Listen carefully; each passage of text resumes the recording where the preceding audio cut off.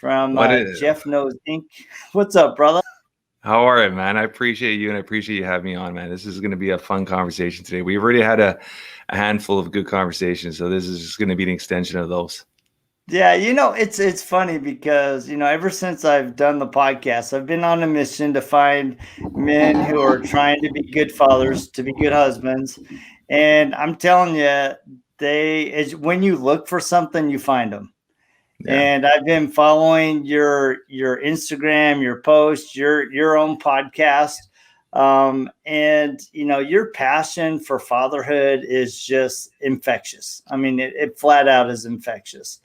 And so I kudos to you. Also, guys, you got to check out his not only his podcast, but also he's got a book called The Entrepreneur Dad.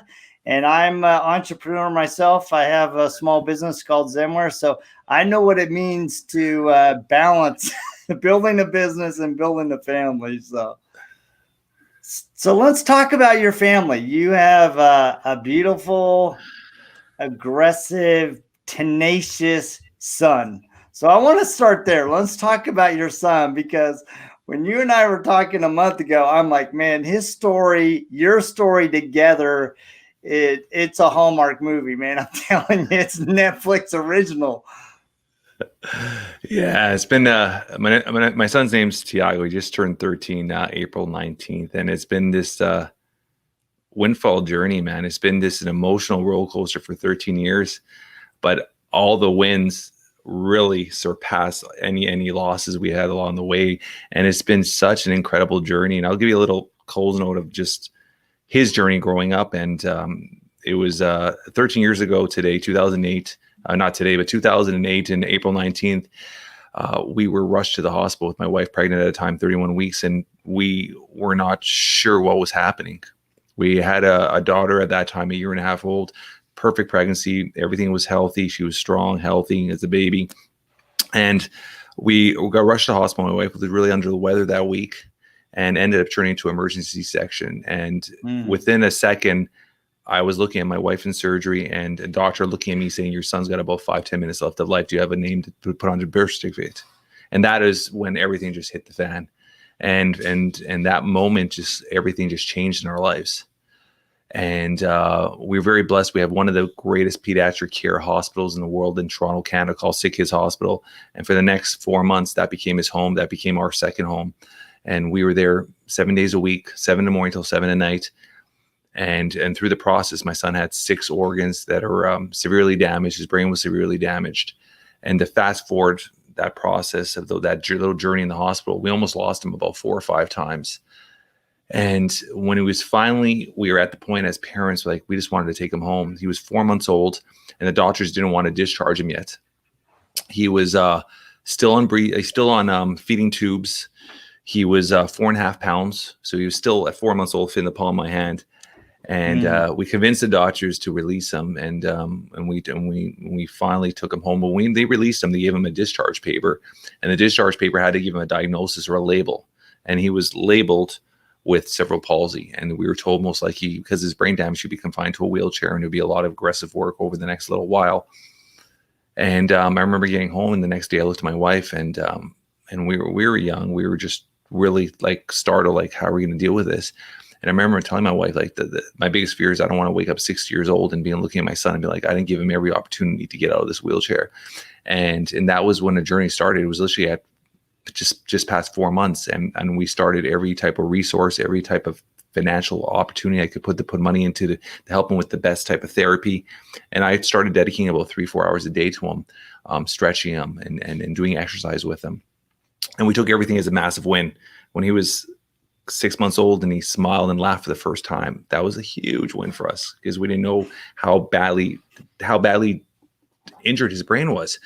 And that was just something simple. My daughter dropped something in the kitchen floor and made a mess, and he started laughing. And that was just like, everybody just started crying, right? And a year and a half old when he first balanced, that was a huge milestone for us. So we kept the process going. I worked with him every single day. We set these incredible goals. And from a very young age, even a year and a half, 2 years old, I remember, like, I would push something and I would tell him, you got to do this. And he would continue it. No matter how tired he keep doing it. I'm like, this kid's got this willpower. And we finally convinced the doctors to put on AFOs, which are braces right up to his knees, because he was able to balance and walk. And we were able to literally get him to start walking slowly. And we were like, this is incredible. And the doctor says, listen, this is incredible what he's doing, but you're looking at being on his braces till he's at least minimal 19, 20 years old. And we would always set these goals, put all these papers on his bedroom wall, just papers, and we'd set goals like, okay, we're going to get you to hop on one leg. And we would have a calendar. We'd mark it. Hopping on one leg took 3 months to do that. Everything was these long goals, but it was just, we would just continue, and he would never question it. He would just keep going and going. And even days I was tired, he'd be like, Dad, we got to do this. And he just kept going. And one is aggressive goal we had was we wanted to be out of braces by 12 years old. And we wanted to run a marathon before his 13th birthday. And every doctor told us we're crazy. And prior to his 12th birthday, we were out of his braces. And by the day before his birthday, April 19th, 2021, he turned 13. April 18th, we ran our first marathon together. So it's just been this incredible journey. And the thing, one of the things I'm probably the most proud of, and is something we were talking about with my pops prior to getting on air here, is my dad has passed away recently, very unexpected. My dad was a huge supporter, and he did everything he could to help Tiago through the process. That was his little buddy, man. They were together all the time too. And that was one thing he so wanted to see, is Tiago run a marathon. So he was able to see that. So that's such an incredible thing for me, and that he was able to witness that and see Tiago's journey. And this is the beginning. I mean, this kid's going to do so much. His mindset is, it's his mind strength his will is, man, I can't even understand it. It's like anything he puts his head to, it gets done. And he's just this joyful, sweet kid that just loves the world and just wants to hug you and kiss you all the time. He's just this, oh man, I get goosebumps thinking of my little son. But yeah, it's just been this incredible journey for the last 13 years. And a lot of people look at me because I'm such a driven entrepreneur and I'm so focused. A lot of people are like, he was meant to be your son because of everything, how driven you are. You were not going to give up on him. But the other side to it is, I'm a true believer. He was meant to be I was meant to be his dad, or vice versa. He was meant to be my son, because I'm a different man. Like I'm a better father. I'm a better human. I'm a better husband. I'm better at everything because of him.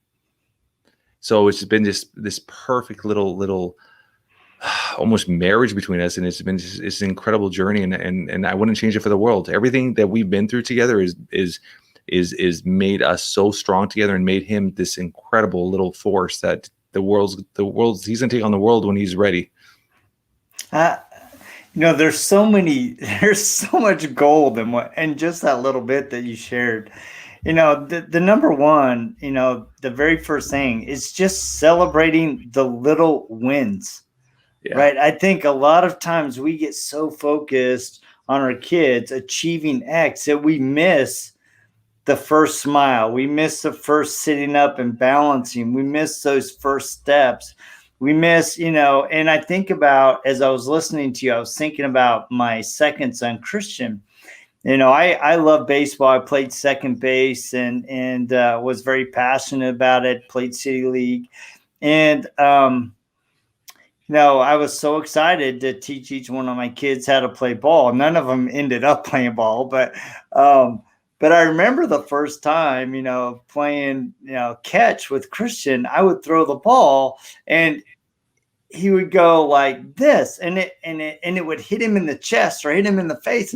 And one, I was feeling, frustrated because he wasn't. Now keep your eye on the ball. Well, he literally was. It's hitting him in the eye, right? And I was getting so frustrated. I'm like, what am I not teaching him? What am I not doing, right? And as we worked through that, it seemed like he just was not, either the speed wasn't right, or I was really wrestling with it. And Judy and I, Judy was talking to somebody else about kind of the way he was struggling in school. And they're like, you know what? I wonder if he has an eye problem. And so we took him to the eye doctor, and they're like, well, they did all their tests. Well, he could use glasses, but I'd really like to have you go look at the specialist, because I think there's something wrong with his focusing. because his eye seems healthy, everything, but it doesn't seem like he's focusing correctly. And sure enough, we went to the specialist and he's like, yeah, his focusing mechanisms are not developed. But if you'll work with me over the next year, we'll give you, these exercises in tandem with what I will do, this eye therapy, that you come every week and then you do these things. And I'll never forget the first time we were at the therapist and he caught the ball for the first time. I mean, huge win. I'm like, yes, finally, right? But I think a lot of times we as dads in our rush to see our kids succeed, we miss those opportunities. We don't live in a moment. Yeah, you're present, but you're not truly present. I mean, I think that's a huge theme with a lot of dads nowadays, right? Excuse me. Bless you. Sorry, I don't think I've ever sneezed on air before. That's funny. But it's like I said, it's being present, being authentic, right? Being present and being in the moment, living the moment. I think a lot of dads, in general, parents, we live in such a high pressure society with these pressures of succeeding career-wise, having the nice cars, it's all about what we are achieving personally, and we don't think of the moments. And then before we realize it, a lot of moments have passed. And one thing I'm very crucial on, I've been like this for a while, is time is a currency, right? Once it's gone, it's gone. You ain't getting back that time. When somebody's gone in your life, you ain't getting them back. That time at that moment is gone. Whatever we pass is gone. So be knowing that and living by that motto that you're not be able to change what is past. Maybe you'll somehow start understanding that. Maybe live in the present more and take a deep breath, enjoy the moment, be there, be present, right? So what was it like running the marathon with your son? I was so excited that I probably could have ran another double or triple this thing, because it was just adrenaline, right? It was just like, we worked on this for 12 years. Like all those times I was pushing his toes and stretching his toes and massaging his feet every night and rolling his legs out every night. It was all worth it. It was like me making the major leagues. Like I'm saying, is like you put all this time in, and now I'm standing on the mound 65 feet and I'm going to throw my first pitch in the major leagues. And I'm a baseball guy, so I'm just using that reference because I know you're a baseball guy. And that was the moment. It was just like, wow, like this is one of, and I was intaking in the way of understanding that there's going to be so many more of these moments, because I know this kid's going to achieve so much more things. And there's a little thing, because you're a baseball guy, I'm going to tell you this. He loves baseball. And when he was born, I don't know if we talked about this prior or not, but when he was born, the part of his brain was damaged, controlled a lot of his right side of his body. He's naturally a right-handed, but he learned how to do everything with his left hand. So now with exercise over 12 years, he's fully balanced, but now he's become a totally lefty. And so he loves baseball. He started playing baseball. He's become a left-handed pitcher in baseball. And we haven't clocked him in the last little while, but the last time we clocked him, he was still 12. We're still pitch all the time. We do our arm care and everything like that. Last time he hit 57 miles an hour as a lefty pitcher. He had 12. And this kid is accurate. Like this kid is throwing darts. When I'm talking about darts, like he's hitting cheese. And so one goal we have together is not to make the major, but one goal we have together is like, we have these lofty long-term goals for him. How many marathons he's going to run, what he's going to do. We have all these goals in his bedroom, all over his walls. And one of the goals is by the time he turns 18 is to throw a 90-mile-an-hour fastball as a lefty. So we have all these goals that we want to achieve. So there's a lot of things that we're aiming for and we're setting. And it's funny because as a personal, as a coach, as an entrepreneur, I only set one of your goals. I never set past one of your goals for myself because I want to be able to visually see where I'm going. But for my son, I set these goals like, this is where you're going to be in 6 years from now. This is and it's so funny because it's pure opposite with him, right? Yeah. There's another little nugget in there that, I think a lot of times we discount the moments of stretching the toes and working the feet, and we get frustrated at the pace of development in our kids. And I love that you have these lofty goals for your son. Like, what, we can do this. We together can do this. I'm going to stretch your toes. I'm going to work your legs. I'm going to, work your pitching arm, and we're going to go at a pace, right? And that is, the more seasoned I become, the more I recognize that it really is the little things every single day, every morning, every afternoon, every evening that lead to success. The reps. That it's the Just reps, right? But more do the reps. importantly, they create the connection between you and your son. Yeah.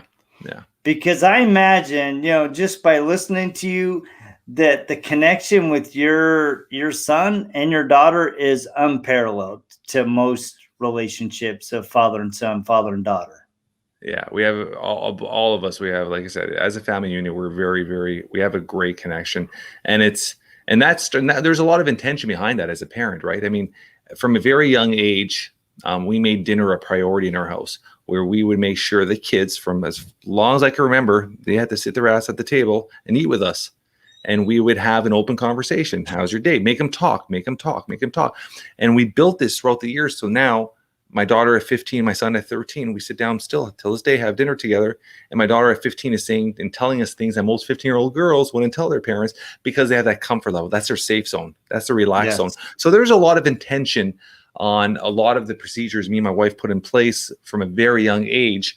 And this came through me studying parenthood. Like, I really, for the last 12 to 13 years, like, I really put my effort into studying parenthood and studying fatherhood and learning how to build memories, how to record memories, how to do all these things. Because I think a lot of, as men, I'm learning, you're learning, we're learning all the time, but a lot of times we have no one to turn to learn from.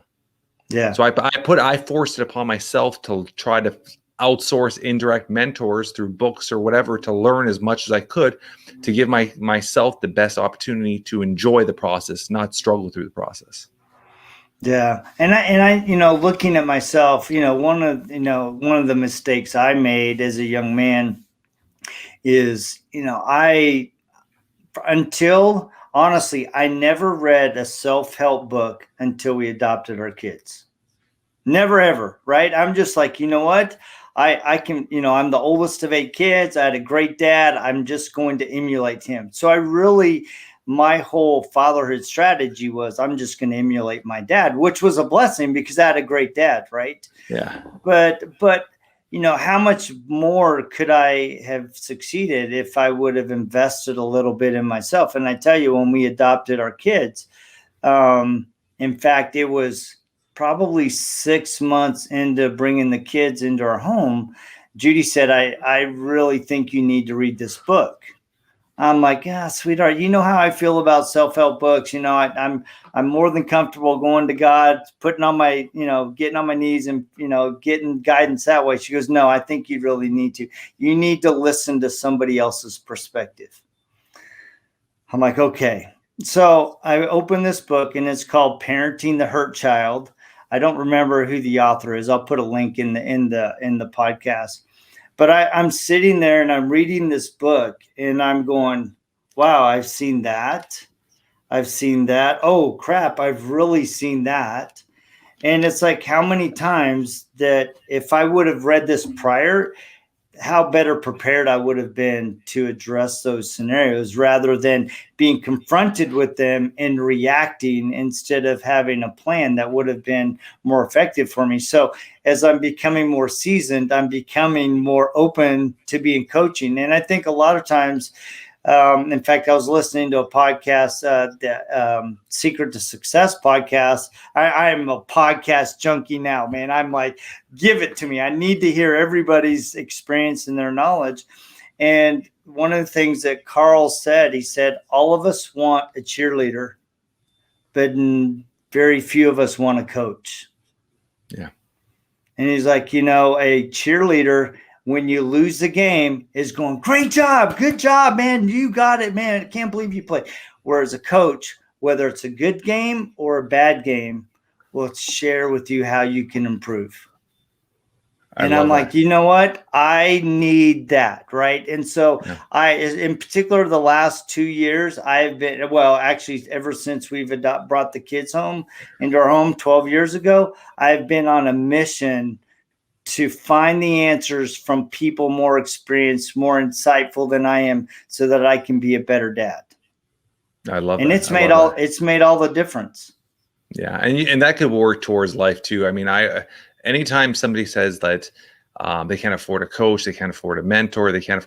I mean, you could literally for $20 buy a book and learn somebody's knowledge of the last 20 years and surpass all the mistakes they did for $20 in 2 weeks or a week of your time. I mean, there's no reason not to learn, whether it's business, whether it's self-improvement, whether it's parent, whatever it is. You want to learn how to build a garage. Are you going to figure it out on your own, or are you going to take instructions, right? So it's just that mindset of just being open to whether it's direct or indirect mentoring, and being open to learning, because it makes the world so much easier for us. It makes the path, because we're all going on a journey. It just makes that journey so much more. It allows you to relax and enjoy the journey more. I think that's the easiest way to look at it, right?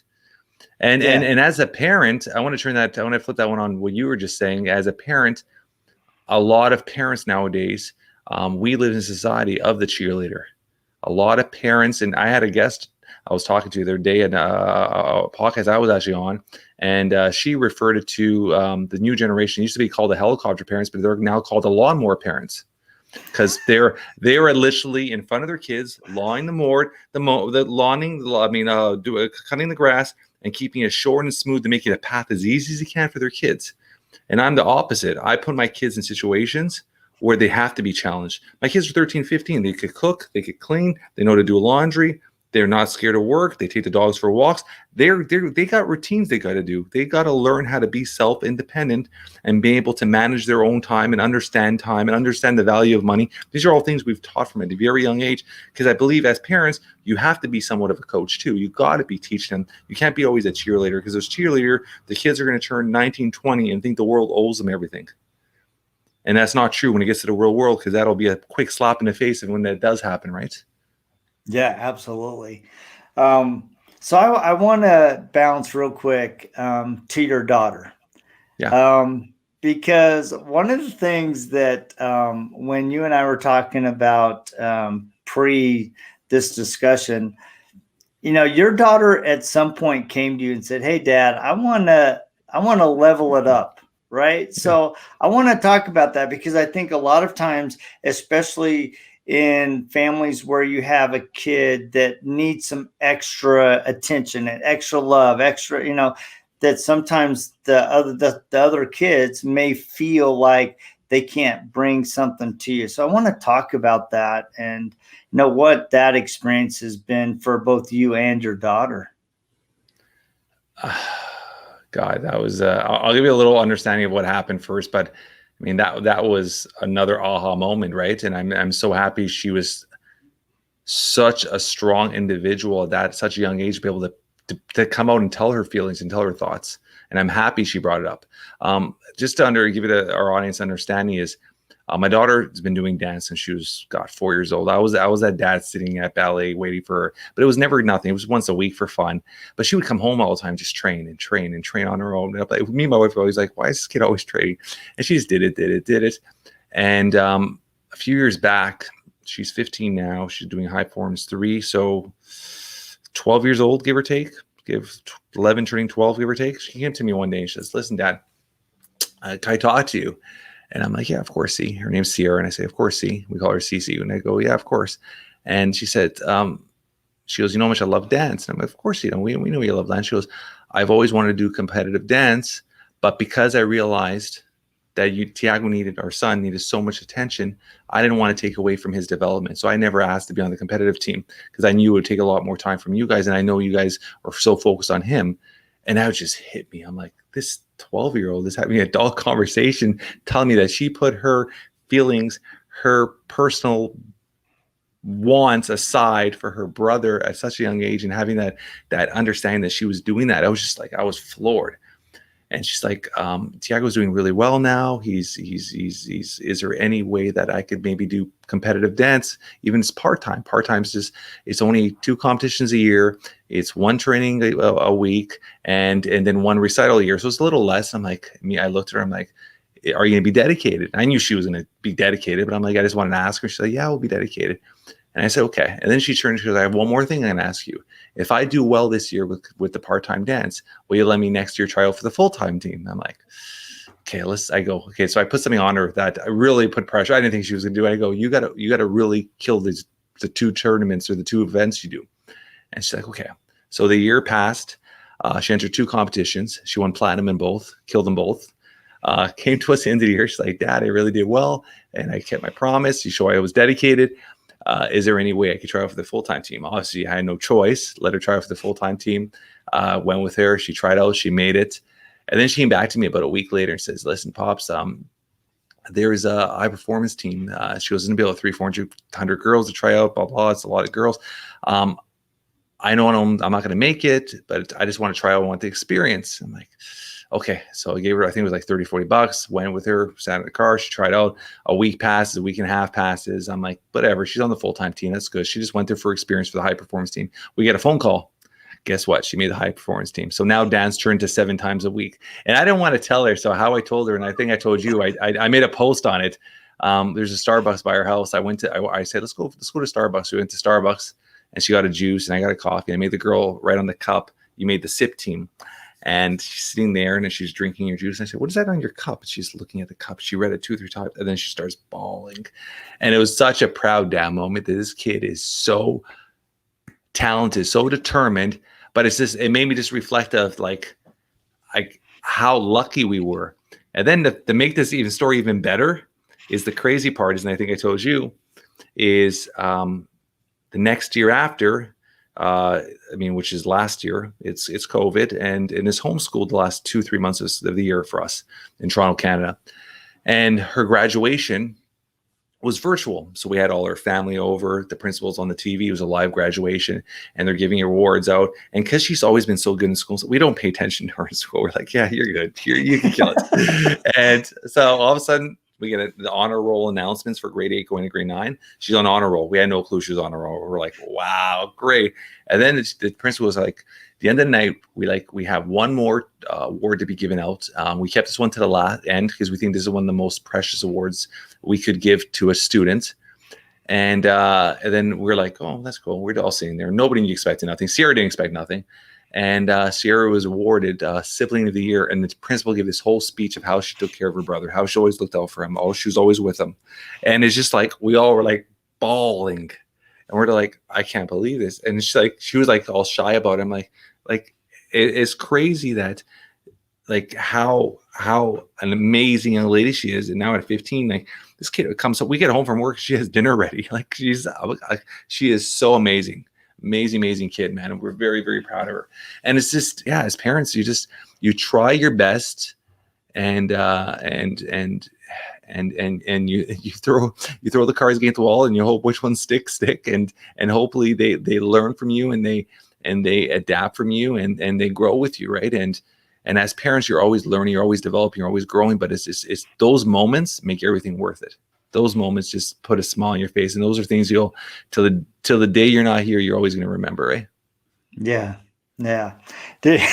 Sorry, you're choking me up.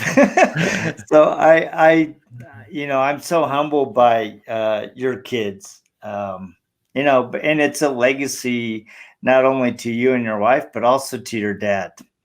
And so we have to give a huge kudos to your pops. And I know you recently loved him, and you're working through that loss. And it's tough, especially when you feel so close to your dad. And I can see not only see it and hear it and feel it, that you are bringing that same tenacity, that same love, that determination to be present, to drive your kids, but to love your kids and inspire them and be inspired by them. And I just appreciate you taking the time to visit with me. It's you and I've only visited a couple times, and every time I'm done talking to you, I feel elevated and excited and ignited to be a better father. And I just want to thank you for taking the time to share a little bit of your story, your kid's story. And we probably should do a round 2 sometime in the future. But whenever you're ready. Yeah, well, thank you so much. I appreciate it. Kind of in wrap up, as you've looked at your relationship with your dad, as you've looked at your relationship with your children, what are a few just key takeaways that you think are absolutely critical for every dad to implement in their family? There's a few things. One is live in the moment.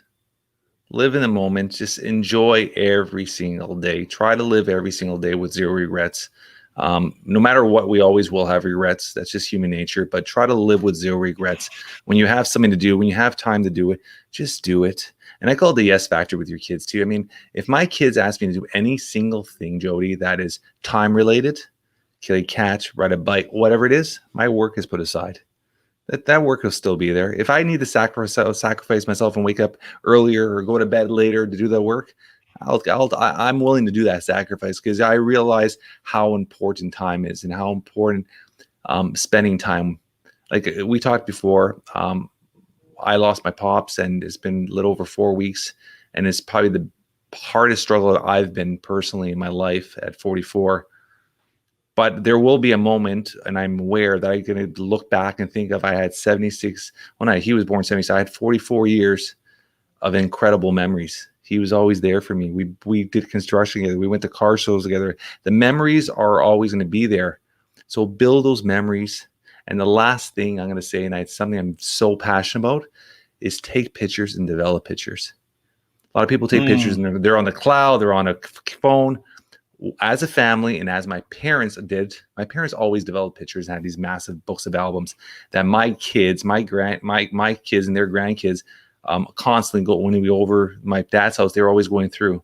And as a family, me and my wife, we started that from day one too. Every road trip, we developed the pictures, make a album. That, you know how many times our kids on a Sunday night are upstairs in their room going through pictures of 6-7 years ago and laughing their heads off. Look at this happen.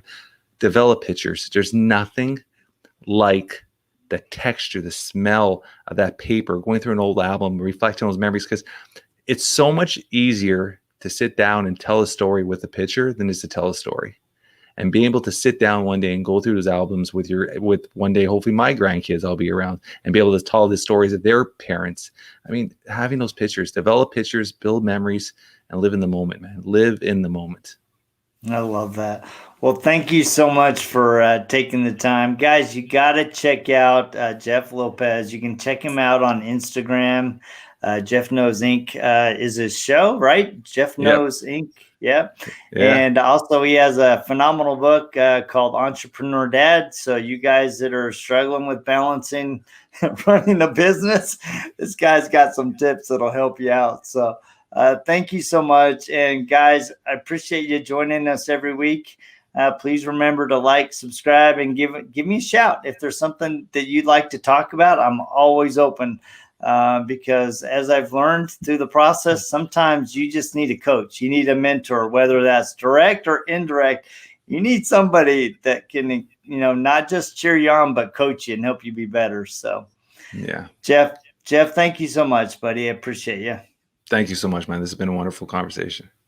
Awesome. Well, you guys have a fantastic week, and we will check you same time, same bat channel just next week. See ya.